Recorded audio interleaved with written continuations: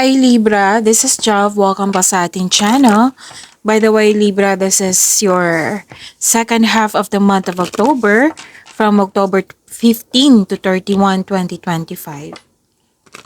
Gamitin niyo ang reading na ito bilang kabayan lamang kung naka-resonate kayo, comment down. Tandaan, Libra, ito ay general reading. Kunin niyo lang po kung ano ang naka-resonate sa iyo. This is for you, Libra.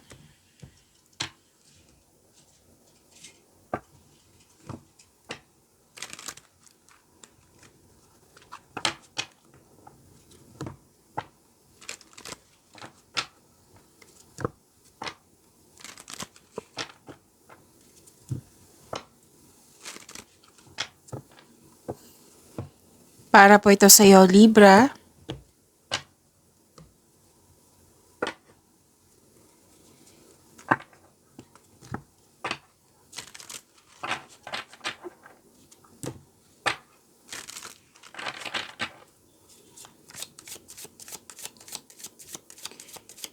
Angel number para po kay Libra.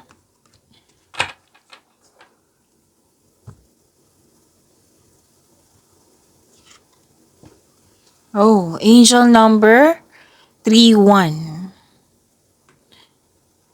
Angel number 31. Okay.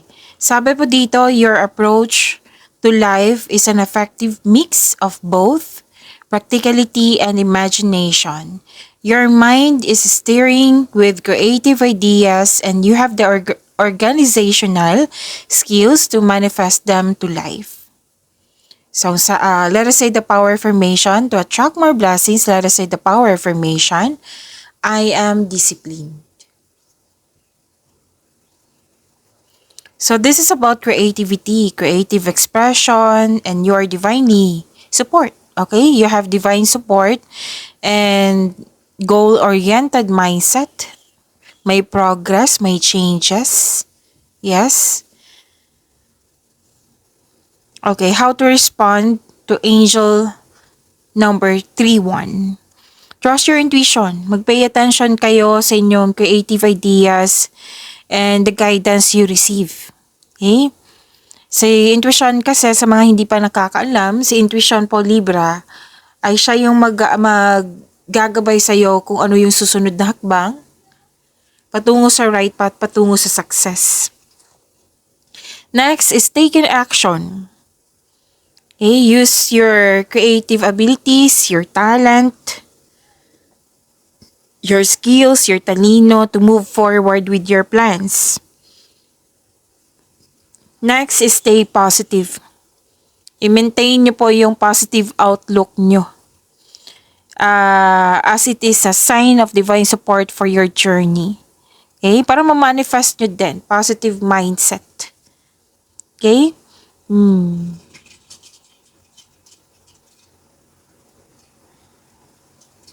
Okay, so that is angel number 31.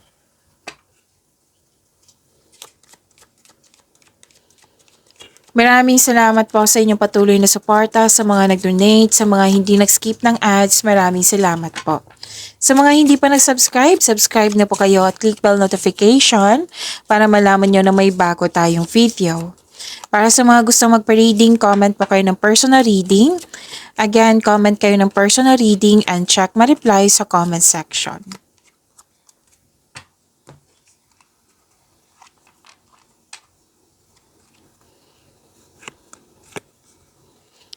Okay. Libra, may travel, new journey, adventure, or bakasyon.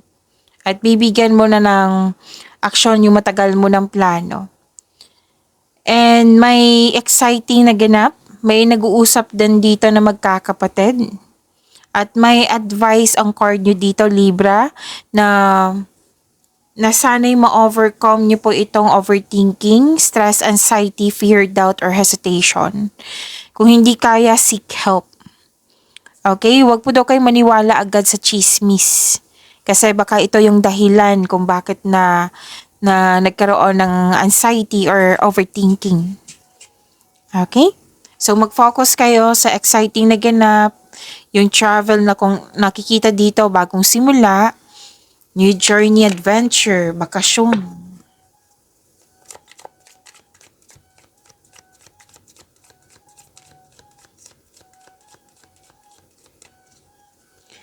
Energy po ni Libra, ngayong October 15 to 31, 2025. So, takpan ko lang. This is judgment. Takpan ko lang kasi nakahubad po ito. Hindi po siya pwede dito.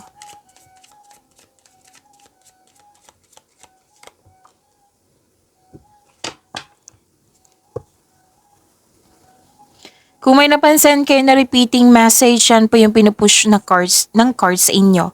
Like for example, nanood kayo sa isang video reading nyo. Monthly Gabay Tarot reading, weekly Gabay Tarot reading, daily Gabay Tarot reading, at dito din sa inyong second half of the month of October. At may napansin kayo na repeating message. Yan po yung pinupush ng cards sa inyo na kailangan nyo bigyan ng atensyon, solusyon at aksyon kung maaari po. So, na yung energy ni Libra.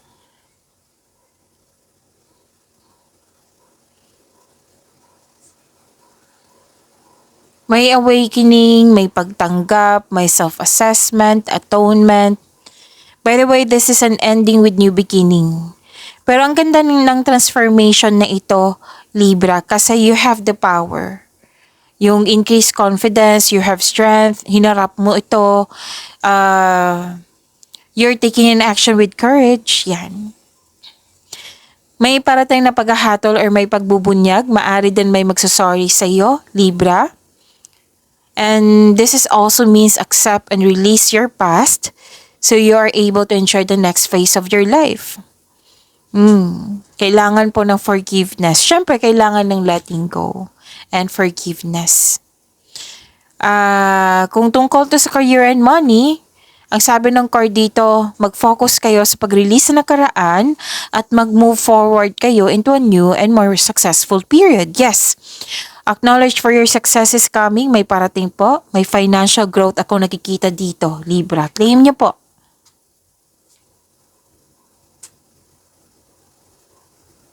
Kung concern nito sa isang tao, accept your mistakes as well sa person na ito. So you can successfully let the past go. Maari din na may malapit sa iyo noon na nagkaroon kayo ng loss of connection at ngayon gusto niyang bumalik. Pero balak pa po ito. Yes, gusto niyang bumalik para humingi ng tawad or mag-put ng closure. Pwedeng ikaw to, pwedeng siya. So yung sabi ng card, seek forgiveness in order to move forward. Kasi yung prayo natin is inner peace. Para pumasok yung mga blessings na parating sa iyo. Yung sinabi kanina na acknowledge for your success is coming. Kasi may na-release ka na eh. Na-release mo yung negativity. Yung bigat ng nararamdaman.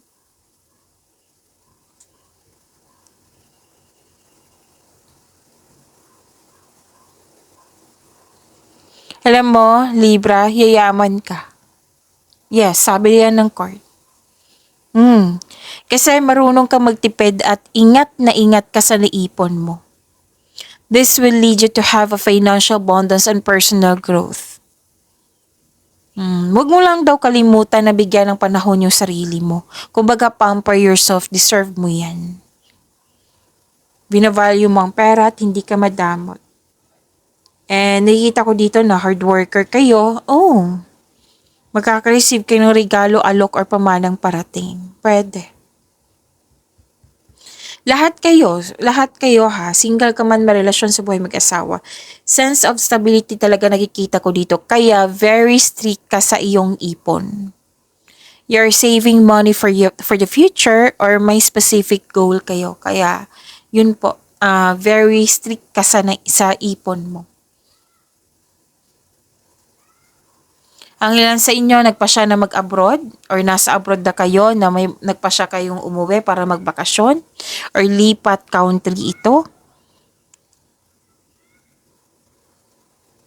So, conservative talaga kayo sa inyong naipon.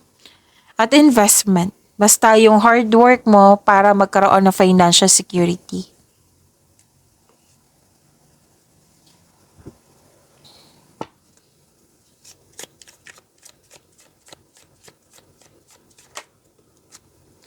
This is about your career and money, Libra.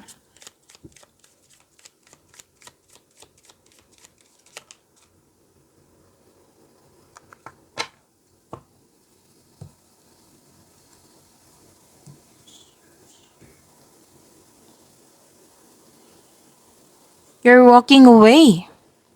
Nag-move on ka. Parang literal to na nag-walk away ka ha sa career and money mo.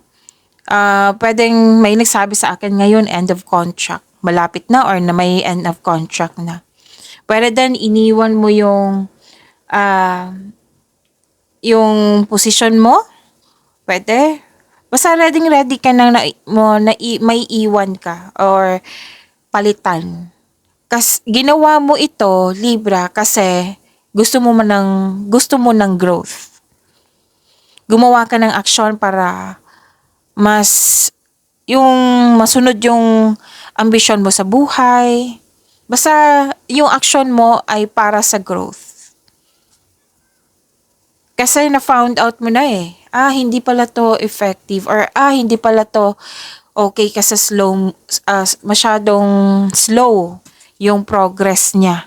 So ito may idea ako, ito kunin ko na or gusto ko na mag-proceed sa bagong idea ko kasi may nakita kong potential yan. Sample yan.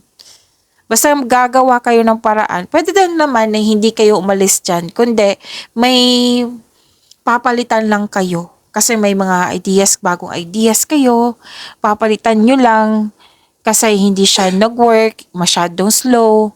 Tapos pinalitan mo siya kasi alam mong mas maging magaan, mas maging madali, mas magkakaroon siya ng growth. Okay?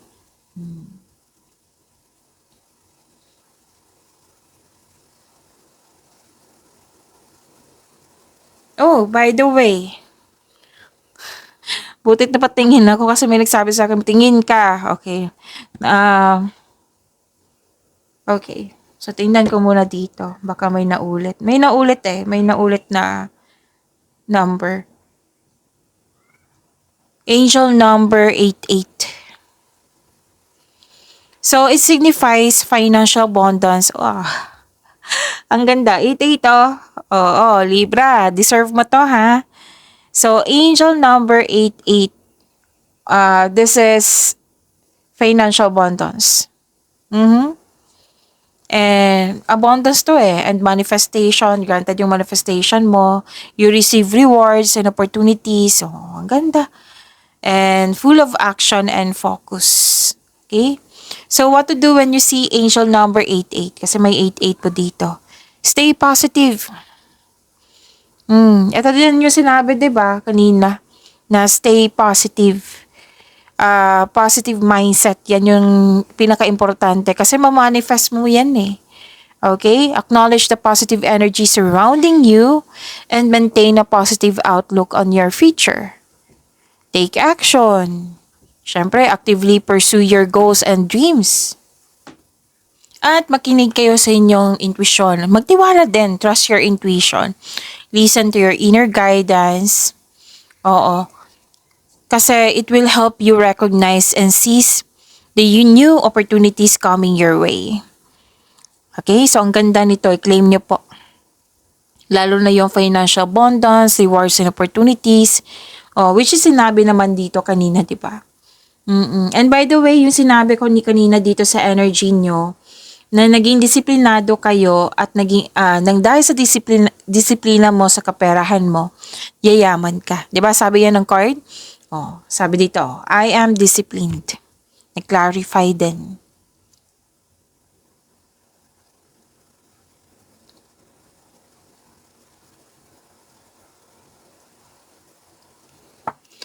Isa o maraming aloko idea ang darating sa'yo. Please expect na magiging busy kayo, Libra, ngayong second half of the month of October.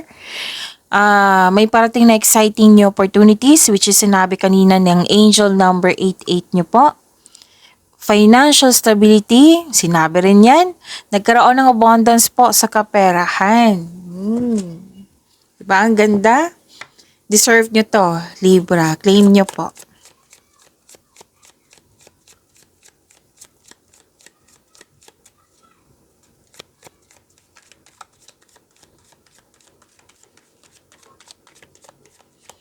Love life, self-love, partnership, and romance ni Libra.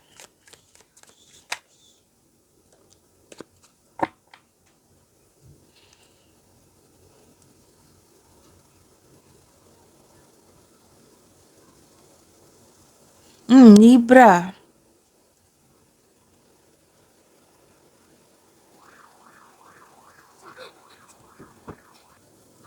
May nakita ko dito sa mga single na some of you hindi pa handang pumasok sa relasyon kasi may trauma sa past love. Kumbaga, hirap kang magtiwala muli. So this card tells you na mag-move on, let go. Let go mo na yung worries mo, patawarin mo na yung sarili mo. Kailangan ng forgiveness. Forgiveness sa yung sarili, sa person na ito, at sa inyong sitwasyon.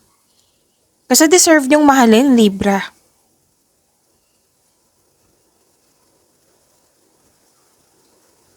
Para sa mga relasyon sa buhay mag-asawa, may nangyari may nasabi, may nagawa na hindi mo nagustuhan. Oo, may toxicity po. Naubusan ka ng pag-asa. Sabi ng card, kailangan yung mag-usap ng mahinahon. Open up yourself. Yung mga concern mo, i-open up mo, give up your worries. Mag-focus kayo sa mind healing instead of suffering.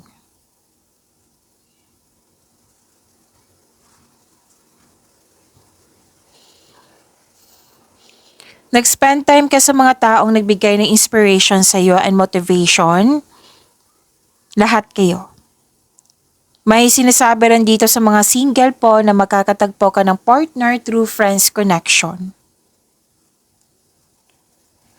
Sa mga marelasyon sa buhay mag-asawa, mas mag-grow pa ang inyong relasyon. May travel nga ako nakikita dito or mag-decorate ng bahay.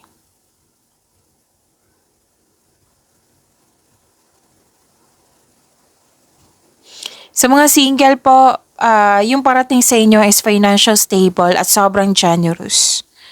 Oo. At pwede din partner nyo to na na-reach na niya yung financial maturity. Sa mga single, pwedeng fire signs ito or an earth signs. Fire signs is Aries, Leo, Sagittarius, or an earth signs, Taurus, Virgo, Capricorn. Sa mga single po, gusto nyo munang magbili ng property bago pumasok sa bagong pag-ibig. May plano nga kayo magbakasyon or bumili ng regalo that pampers you. This is good. Diba yan yung sinabi kanina na deserve mong ipamper yung sarili mo.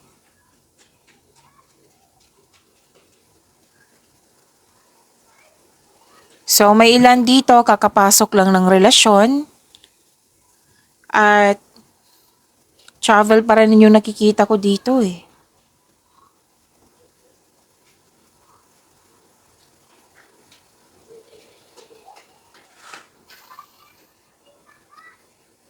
Okay. Yung parating pala sa inyo sa mga single dyan,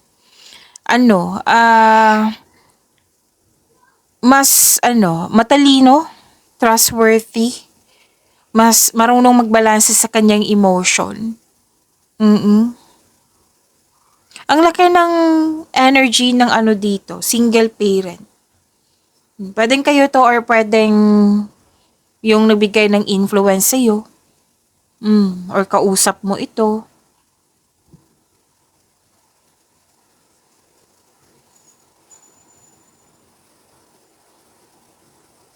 So yun po allow yourself to experience love again. Yan po ang sabi. So may concern pala kayo sa isang tao, pwedeng sa person mo to, sa kaibigan mo, sa taong malapit sa'yo. May concern ka dito na may lihim na natuklasan mo. Pero mag-uusap kayo nito. Mag-uusap po kayo nito. And you're receiving love. This is fertility and may buntis din ako nakikita dito. Oo. Tapos, this is also mabonda sa success. And, yun po. You're receiving love. Nagkaroon ng time sa nature. And kitang-kita ko naman dito na happiness and development sa inyong connection sa isang tao.